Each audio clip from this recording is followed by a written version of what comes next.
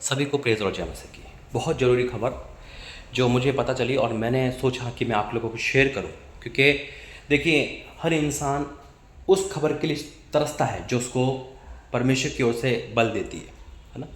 और वाक्य में जब खबर परमेश्वर की ओर से होती है वो हमारी वचन कहता है कि अच्छे समाचार से हमारी हड्डियाँ हचपुच हो जाती है।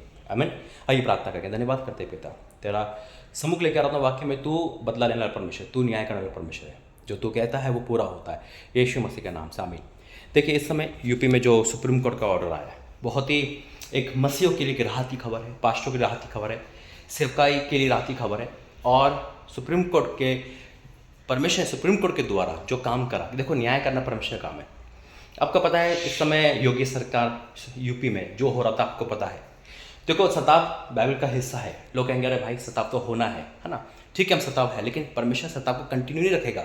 यानी कि अगर सताव ही होता रहेगा तो प्रचार कैसे होगा, है ना। एक बात को समझना, सताव होगा लेकिन उसके बाद जीत भी तो होगी। वही जीत का ये समाचार है। आमीन।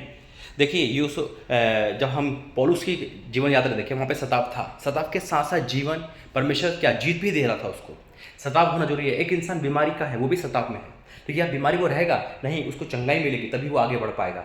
एक इंसान बंदी गृह में है, वो सताव में है, उसको झूठ बोल दिया गया, लेकिन वो बंदी गृह में जब उसका समय पूरा हो जाएगा, परमेश्वर उसको बाहर निकालेगा तो जीत तो होगी। अगर जीत ही नहीं होगी सताव के बाद तो फिर परमेश्वर का काम कैसे फैलेगा। सताव होना जरूरी है, बाइबल का अकॉर्डिंग है। सताव की भी परिभाषा है। बीमारी भी सताव है, गरीबी भी सताव है ना।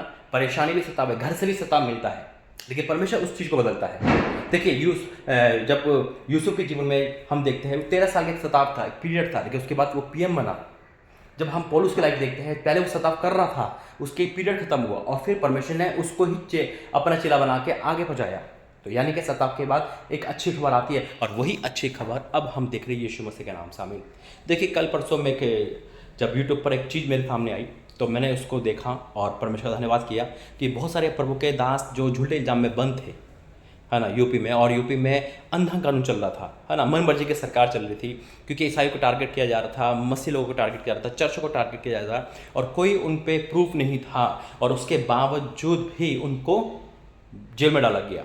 मैं आपको छोटी सी क्लिप दिखाता हूँ, उसके बाद बात करते हैं, क्योंकि और ये वीडियो से मैं आपसे निवेदन करूँगा, ये वीडियो हर एक को शेयर करें, क्योंकि बहुत ज़रूरी है। देखिए हम बुरी बातों को शेयर करते हैं, हम हर चीज़ को शेयर करते हैं, वचन को भी करें, है ना। लेकिन जो कुछ ऐसी खबर आती है जो हमारे लिए एक एनर्जी लेकर आती है, उसको भी शेयर करें।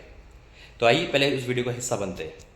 सुप्रीम कोर्ट ने शुक्रवार यानी कि 17 अक्टूबर 2025 को एक बड़ा फैसला सुनाया, जिसने पूरे उत्तर प्रदेश में हलचल मचा दी है। कोर्ट ने धर्मांतरण रोधी कानून के तहत दर्ज कई एफआईआर को रद्द कर दिया है।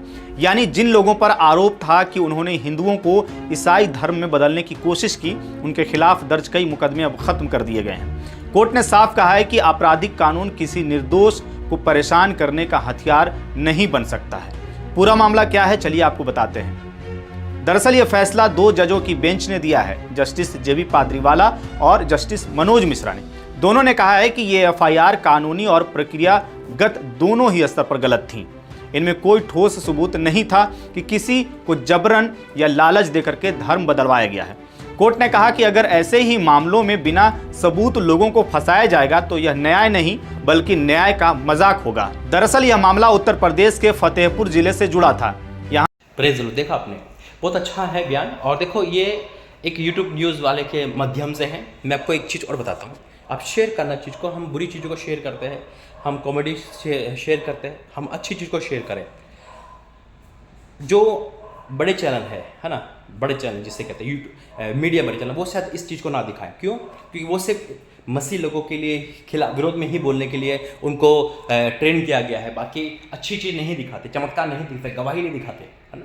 कि कहाँ पैसे दिए, कहाँ धर्म बेहतर हुआ, जबकि ऐसा होता भी नहीं, वो ही दिखाया जाता है। खैर छोड़ो, लेकिन जो भी इस समय सच्चाई को फैला रहे हैं और जो यूट्यूब के माध्यम से परमेश्वर सच्चाई को लेकर आए, परमेश्वर उन चैनल को भी ब्लेस करे। मैं खुदा का धन्यवाद करता हूँ। इस खबर को परमेश्वर ने, देखो इस खबर से परमेश्वर ने बहुतों को शांति दी है। यूपी में परमेश्वर का काम फैले, है ना, और जो प्रभु के दास अंदर से परमेश्वर को बाहर लेकर आए, सब कुछ अच्छा हो, मेरे ये प्रार्थना है। और उस न्यूज़ मीडिया के माध्यम से भी जो अपने चैनल बनाकर एक सच्चाई प्रकट करते, पक्षपात नहीं करते, सच्चाई प्रकट करते, परमेश्वर को भी ब्लेस करे और हर एक को ब्लेस करे। आमीन। देखिए वचन कहता है कि वाकई में अच्छे समाचार से हड्डियाँ, हमारी हड्डियाँ उष्पुष्ट हो जाती है ना। आज जितने मसीह लोग जो यूपी में होंगे वो बंद होंगे, उनका परिवार में सोच रहे होंगे, देखो सताव था उनके पास, लेकिन अब सताव से जीतने की क्या है, टाइम आ चुका है। मेरी बात ज़रा ध्यान सुनना।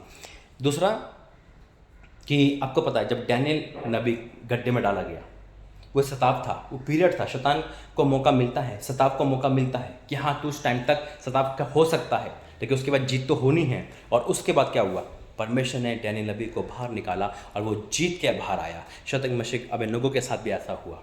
आमीन। तो वाक्य में जब सताव होता है हम पर, है ना, तब परमेश्वर उस समय साइलेंट हो जाता है, उस समय मौका मिलता है सामने वालों को हम पे अत्याचार करने का, झूठ बोलने का, जो चाहे वो कर सकता है, लेकिन हमें मार नहीं सकता कि परमेश्वर ने हमें जीवन देता है। आमीन। तो वो प्रभु का धन्यवाद है।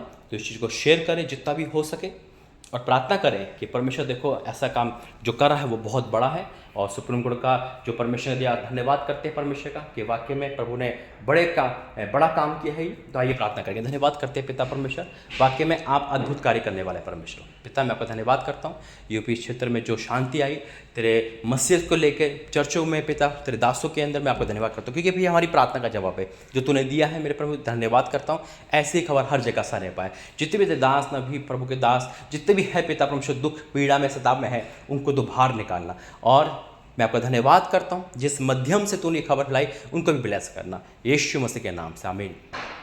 सच्चाई की जीत है और सत्य यीशु मसीह है और वो हमेशा जीतता है। आमीन। वीडियो को शेयर करें। अगर चैनल का हिस्सा बनना चाहते हो, परमेश्वर आपको ब्लेस करे। अगर आपको लगता है ये चैनल पे आपकी आत्मिकता में सुधार आएगा और आप आगे बढ़ो, तब इस चैनल का हिस्सा बनना। प्रभु आपको आशीष दे। जय मसीह।